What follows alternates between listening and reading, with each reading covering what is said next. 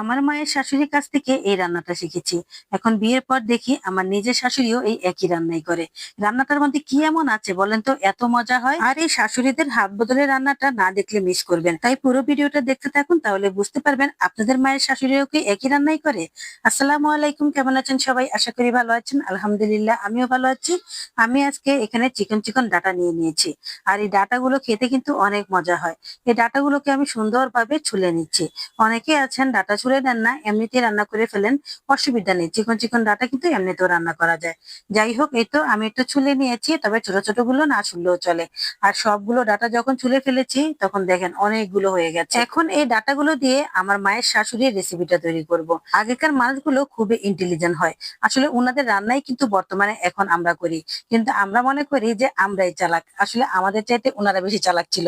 যাই হোক, এই তো এখন আমি ডাটাগুলোতে পানি দিয়ে দিয়েছি।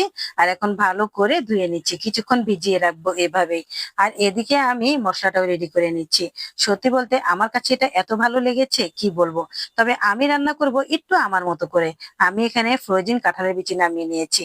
এখন তো কাঁঠালের সিজন শেষ হয়ে গেছে, এখন আর বিচি পাবো কোথায় বলেন? তাই আমি ফ্রোজেন কাঁঠালের বিচি নিয়ে নিয়েছি। তবে আমার মায়ের শাশুড়ি কখনো ফ্রোজেন কাঁঠালের বিচি চোখে দেখেনি। ওনারা সবসময় তরতাজা দিয়েই রান্না করতেন। আমি ফ্রোজেন কাঁঠালের বিচি নিয়েছি, কারণ আছে এখানে। কারণ আমার অনেক আপুরাই বলেন এই কাঁঠালের বিচি নাকি সিদ্ধ হয় না, খেতেও মজা লাগে না। তাই আপুদেরকে একটু দেখিয়ে দেবো কিভাবে এই কাঁঠালের বিচিগুলো সিদ্ধ হয়ে গেছে। যাই হোক, এই তো এখন পানি দিয়ে দিলাম। পানি দিয়ে কিছুক্ষণ এই কাঁঠালের বিচিগুলো ভিজিয়ে রাখবো। এদিকে পরিমাণ মতো তেল নিয়ে নিয়েছি, আর তার সাথে দিয়ে দিলাম কাঁচামরিচ কুচি আর পেঁয়াজ কুচি। আর এখন ভালো করে নেড়েচেড়ে মিশিয়ে নিচ্ছি। এবার দিয়ে দিলাম একটু রসুন বাটা। রসুন বাটাটা একটু বেশি করে দিয়েছি, কারণ আগেকার মানুষ সবসময় রসুনটা একটু বেশি করে তরকারিতে দিত। অনেক সময় তো পেঁয়াজ ছাড়া শুধু রসুন দিয়ে তরকারি রান্না করতো। যাই হোক, তারপর দিয়ে দিলাম এখানে চিংড়ি মাছ। আর এই চিংড়ি মাছগুলো ভালো করে এই রসুনের সাথে ভেজে নিচ্ছি। আর তারপর দিয়ে দিলাম এখানে হলুদের গুঁড়ো, মরিচের গুঁড়ো, ধনিয়ার গুঁড়ো, জিরের গুঁড়ো। আর সাথে দিয়ে দিলাম স্বাদ মতো লবণ। আর এখন ভালো করে কষিয়ে নিচ্ছি। আর তারপর একটু পানি দিয়ে আরটু ভালো করে কষিয়ে নিচ্ছি। ছোটবেলা কত খেয়েছি তার কোনো হিসেব নেই। আর এই রান্নাটা আমার কাছে এত ভালো লাগতো, বাবার বাড়িতে খেতে খেতে এখন দেখি যে শ্বশুর বাড়িতে এই একই রান্নাই হয়। তার মানে প্রত্যেকটা বয়স্ক মানুষই কিন্তু এসব মজার মজার রান্নাগুলো আবিষ্কার করেছেন, তাই না? যাই হোক, এই তো এখন আমি পানি দিয়ে ভালো করে একটু কষিয়ে নিচ্ছি। এখন যেটা দেবো, এই কারণেই কিন্তু এই তরকারিটা এত মজা হতো। আর আমার মায়ের শাশুড়ি এত মজা করে রান্না করতে পারতো। সেটা হচ্ছে এই যে চিংড়ি মাছের মাথা। এই চিংড়ি মাছের মাথাটাকে আমি ব্লেন্ড করে তারপর সুন্দর করে এখান থেকে পানিটা বের করে দিয়ে দিলাম। বাস হয়ে গেল, ছেঁকে দিয়েছি, মাথাটা দেইনি। আর এতে করে তরকারিটা এত স্বাদ হবে তা বলার বাহিরে। আপনি চিংড়ি মাছ দিয়েও এত স্বাদ করতে পারবেন না। এই জিনিসটা কিন্তু আমি আমার দাদির কাছ থেকে শিখেছি।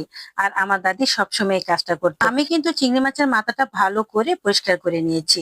যাই হোক, এখন ভালো করে কষিয়ে নিচ্ছি। ডাটাটাও দিয়ে দিলাম। ডাটাগুলো দেওয়ার পর আরো কিছুক্ষণ ভালো করে কষিয়ে নেব।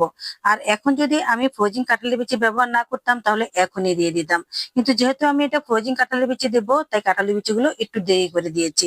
যখন কষানো হয়ে গেছে তখনই কাঁঠালের বিচিগুলো আবার ধুয়ে সুন্দর করে দিয়ে দিলাম। বাস হয়ে গেল। এখন ভালো করে একসাথে কষিয়ে নিচ্ছি। এই ফ্রোজেন কাঁঠালের বিচিগুলো আমি কিভাবে রেখেছি সেটার ভিডিও কিন্তু আরো আগে দিয়ে দিয়েছি। আর এই ফ্রোজেন কাঁঠালের বিচিগুলো যেহেতু একটু সিদ্ধ করা, তাই এগুলোকে আমি একটু দেরি করে দিলাম। তাহলে আর গলে ভর্তা হয়ে যাবে না।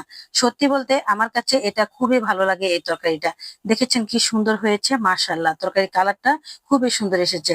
আর এখন আমি একটা কাঁঠালের বিচি তুলে দেখাচ্ছি, দেখেন কিরকম সিদ্ধ হয়েছে। হয়তোবা বিশ্বাস করবেন না, তাই হাত দিয়ে ভালো করে দেখিয়ে দিলাম। দেখেছেন, একদম ধরার সাথে সাথেই ভর্তা হয়ে গেছে। ঠিক এইভাবে যদি কাঁঠালের বিচি রাখেন তাহলে সিদ্ধ না হয়ে যাবে কই বলেন? তো যাই হোক, এই তো রান্নাটা হয়ে গেছে। আর এখন দিয়ে দিব সামান্য করে একটু ধনিয়া পাতা। ধনিয়া পাতা ছাড়া কি পরিপূর্ণ হয়? কখনোই হয় না। এই তো ধনিয়া পাতা দিয়ে দিলাম। আর এখন নামিয়ে ফেলবো, কারণ ধনিয়া পাতা দিয়ে বেশিক্ষণ আর আমি চুলায় তরকারি রাখি না। এতে করে ধনিয়া পাতার স্বাদটা নষ্ট হয়ে যায়। চিকন চিকন ডাটা আর ফ্রোজেন কাঁঠালের বিচি দিয়ে চিংড়ি মাছ দিয়ে রান্না করলাম। দেখেন তো কেমন হয়েছে। খুব সুন্দর হয়েছে, মাশাআল্লাহ। তরকারিটার কালার খুব সুন্দর এসেছে। এভাবে তরকারি রান্না করলে খেতে অনেক ভালো লাগে। পরিবারের বাচ্চা বলেন, বড় বলেন, সবাই এক তরকারি দিয়ে ভাত খাবে। আপনারা 2-4টা তরকারি রেডি করতে হবে না। যাই হোক, আজকের রেসিপিটা কেমন হয়েছে অবশ্যই কমেন্ট করে বলবেন। সাথে ভালোবেসে একটা লাইক দিয়ে দিবেন। আর যদি বেশি ভালো লাগে তাহলে শেয়ার করে রেখে দিবেন। ভালো থাকবেন সবাই। আজ এই পর্যন্তই। আল্লাহ হাফেজ।